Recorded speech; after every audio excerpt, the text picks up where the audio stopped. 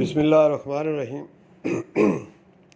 ناظرین، آج کی ہماری ویڈیو میں ہمارا ٹاپک ہے کانوں کی سوزش۔ ہمارا جو کان ہے اس کو اگر آپ غور سے دیکھیں، اس کی اناٹمی کو اگر غور سے دیکھیں، جو میں نے شکل آپ کے سامنے بنائی ہے اسے دیکھیں تو پتہ چلے گا کہ اس کی بناوٹ کس طرح کی ہے۔ یعنی اس کے تین حصے ہیں۔ ایک اس کا بیرونی حصہ ہے کان کا، اور دوسرا درمیانی حصہ ہے جس کو کہ مڈل ایئر کہتے ہیں، اور جو بیرونی ہے اس کو ایکسٹرنل ایئر کہتے ہیں، اور اس کے بعد اندرونی ہے جس کو کہ انٹرنل ایئر کہتے ہیں۔ تو یہ کان کے تین حصے ہیں۔ کانوں کی سوزش بھی انہی تین حصوں سے متعلق ہوتی ہے۔ اگر تو بیرونی حصے میں سوزش ہو تو اس کو اوٹائٹس ایکسٹرنا کہتے ہیں۔ میڈیکل زبان میں اس بیماری کا نام ہے اوٹائٹس ایکسٹرنا، جب بیرونی حصے میں سوزش ہو، یعنی کان کے باہر سوزش ہو۔ اور اگر کان کے درمیانی حصے میں سوزش ہو تو اس کو میڈیکل زبان میں اوٹائٹس میڈیا کہتے ہیں۔ Otitis media. اسی طرح سے اگر کان کے انتہائی اندرونی حصے میں سوزش ہو تو اس کو اوٹائٹس انٹرنیا کہتے ہیں۔ اوٹائٹس انٹرنیا کہتے ہیں۔ تو یہ تو تین نام اس کے ہو گئے میڈیکلی نام۔ اور اب آئیے یہ دیکھتے ہیں کہ جو بیرونی حصے کی سوزش ہے، یعنی جس کو اوٹائٹس ایکسٹرنا کہتے ہیں، یہ کیوں ہوتی ہے، کیا وجوہات ہوتی ہیں۔ تو ناظرین، اس میں یہ ہوتا ہے کہ جب آپ اپنے کانوں کو کسی سوئی سے یا کسی سٹک سے کھرچتے رہتے ہیں، اس سے بھی یہ ہو سکتی ہے، یا پھر کانوں کے اندر بارش کا پانی چلا جائے یا نہاتے ہوئے پانی اندر داخل ہو جائے تو اس سے بھی یہ سوزش ہو سکتی ہے۔ اس کے علاوہ گرد و غبار کا کانوں کے اندر جانا، مٹی کا جانا، اس سے بھی یہ جو بیرونی سوزش ہے کان کی، یہ ہو سکتی ہے۔ جب یہ سوزش ہو جاتی ہے تو کانوں سے مواد جو ہے وہ آنا شروع ہو جاتا ہے جب پرانی سوزش ہو جاتی ہے۔ اس کے علاوہ دیگر علامات میں پین ہوتی ہے، کان کے اندر دانے بھی نکل سکتے ہیں، خارش شروع ہو جاتی ہے۔ یہ چند علامات ہوتی ہیں جس سے آپ کو پتہ چلتا ہے کہ آپ کے کان کا جو بیرونی حصہ ہے اس میں سوزش ہو چکی ہے، جس کو ابھی میں آپ کو بتا چکا ہوں کہ میڈیکل زبان میں اس کو اوٹائٹس ایکسٹرنا کہتے ہیں۔ اب آتے ہیں کہ کان کا جو درمیانی حصہ ہے اس میں سوزش کی کیا وجوہات ہوتی ہیں، جس کو کہ ہم اوٹائٹس میڈیا کہتے ہیں۔ تو اس کے اندر سوزش کی دو بڑی وجوہات ہوتی ہیں۔ ایک تو یہ کہ سر کی طرف جو جھلیاں ہوتی ہیں برین کی، ان کے اندر جب زیادہ سوزش ہو تو وہ بعد دوا کان کی طرف بڑھتی ہے۔ اور اس کے علاوہ دوسری بڑی وجہ یہ ہوتی ہے کہ کان کا جو پردہ ہوتا ہے اس کے اندر کوئی مسئلہ ہو، کوئی سوزش ہو، اس کی وجہ سے، یا اس کو کوئی ہلکا پھلکا کسی آپ کی سٹک کی وجہ سے یا جو بھی کانوں میں ڈالتے ہیں اس سے سوراخ ہو جائے تو اس سے بھی سوزش ہوتی ہے۔ یہ دو بڑی وجوہات ہیں جس کی وجہ سے کان کے جو درمیانی حصہ ہے اس میں سوزش ہوتی ہے۔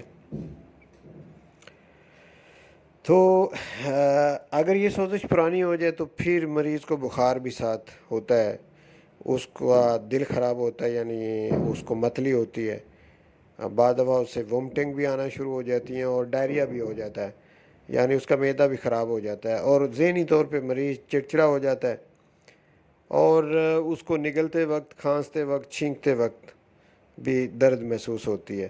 یہ اس کی علامات اس وقت ہوتی ہیں جب تھوڑی اس کی یہ بیماری پرانی ہو جائے، جسے کہ ہم کرونک کہتے ہیں۔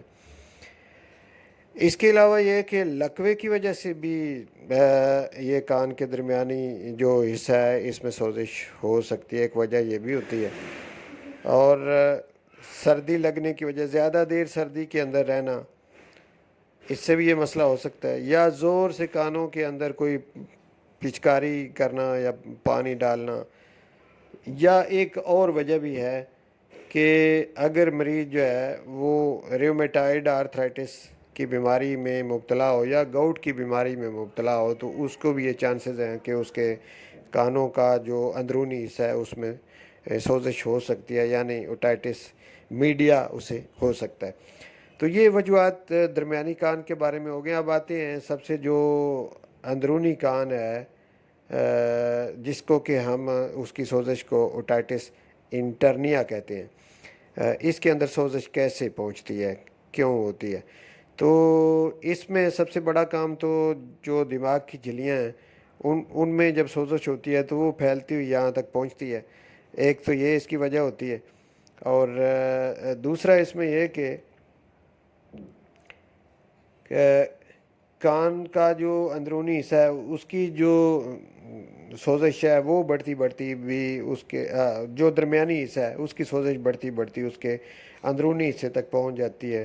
جب وہ کرانک ہو جاتی ہے تو وہ پھر اندر کی طرف پھیلتی ہے، اور اس سے بخار اور مریض کی سماعت میں کمی ہو جاتی ہے۔ بخار کی علامات بھی ہوتی ہیں اور اس کی سماعت میں کمی واقع ہو جاتی ہے۔ تو یہ ایک سیریس مسئلہ ہوتا ہے، جب ایسا ہو تو فوری طور پہ کسی ڈاکٹر کو چیک کروانا چاہیے۔ تو یہ کان کے تینوں حصوں کے بارے میں میں نے آپ کو بتا دیا۔ اب آخر میں آتے ہیں کہ اس کی ہومیوپیتھک میں اس کا کوئی بہتر علاج موجود ہے یا نہیں ہے۔ تو بہت سی اچھی دوائیں ہومیوپیتھک میں اس حوالے سے موجود ہیں۔ سب سے پہلی دوائی بیلاڈون ہے کہ جب بھی مریض کو درد ہوتی ہو، اس سے کان کے کسی بھی حصے میں جب اسے ابتدائی طور پہ درد ہوتی ہے تو سب سے بہترین دوائی بیلاڈون ہے۔ اور اگر اس کی انفیکشن تھوڑی پرانی ہو جائے اور پس نکلنا شروع ہو جائے تو پھر پلساٹیلا دوائی بھی بڑی کامیاب دوائی ہے۔ اس کے علاوہ ہیپر سلفر بہت اچھے رزلٹ دیتی ہے۔ اور اگر کان کی جو سوزش ہے وہ کسی چوٹ لگنے کی وجہ سے ہوئی ہے، کوئی زخم پہلے بنا اور اس کے بعد کان کی جو سوزش ہے وہ ہوئی، تو پھر آرنیکا 200 میں بہت اچھا رزلٹ دیتی ہے۔ اور اگر کسی برفیلے علاقے میں یا بہت ٹھنڈے علاقے میں جانے سے کانوں کو مسئلہ ہوا تو پھر ایکونائٹ بہت اچھے رزلٹ دکھائے گی۔ اور اس کے علاوہ اور بھی بہت سی کانوں کے حوالے سے دوائیاں ہیں، جیسے پلانٹیگو ہے، اور جیسے برائٹا کارب ہے، ایپس میلیفکا ہے۔ اگر ڈنگ مارنے جیسی درد کانوں میں ہو تو پھر آپ ایپس میلیفکا دے سکتے ہیں۔ اور اسی طریقے سے چینوپوڈیم ہے۔ اگر آپ یہ سمجھیں کہ سماعت بہت زیادہ بگڑ چکی ہے اور اچانک بگڑی ہے، بہرا پن کی علامات اچانک آ جائیں تو پھر یہ دوائی آپ کو کام دے گی۔ اور اسی طرح سے تھوجا بہت کامیاب ہے اوٹائٹس میں، اور کیمومیلا بھی اچھے اثرات دکھاتی ہے۔ جب چڑچڑا پن بہت زیادہ آپ مریض میں دیکھیں تو پھر کیمومیلا بھی آپ تجویز کر سکتے ہیں۔ مرکسال بھی کان کے حوالے سے بڑی اچھی دوائی ہے۔ یہ اس وقت آپ دیں جب کان سے مواد بہتا ہو اور اس گاڑھا پیلے رنگ کا مواد آتا ہو تو پھر پلساٹیلا اور مرکسال جو ہے ان دوائیوں کی طرف ذہن جانا چاہیے۔ کان کے حوالے سے میولین آئل کانوں کے اندر ڈالنے والی ایک دوائی ہے، اس کا استعمال بھی آپ کر سکتے ہیں، اور یہ بہت اچھے رزلٹ دکھاتا ہے جب کان بہتا ہو۔ خاص کر کے کان کے بہنے کو میڈیکل ٹرمنالوجی میں اوٹوریا کہتے ہیں۔ تو جب اوٹوریا کا مسئلہ ہو تو پھر آپ میولین آئل کو بھی استعمال کر سکتے ہیں۔ تو ناظرین، میں نے اس سلسلے میں آپ کو بہت سی ہومیوپیتھک دوائیوں کے بارے میں بھی بتا دیا اور کانوں کی سوزش کے وجوہات بھی بتا دیے۔ مجھے امید ہے کہ یہ ویڈیو آپ کے لیے ایک کارآمد ویڈیو ثابت ہوگی، اور اگر آپ سمجھتے ہیں کہ یہ ایک کارآمد ویڈیو ہے جس سے کہ آپ کو فائدہ پہنچائے تو یہ آپ کا فرض ہے کہ آپ اس کو آگے شیئر کریں تاکہ باقی لوگوں کا بھلا بھی ہو سکے۔ بہت شکریہ۔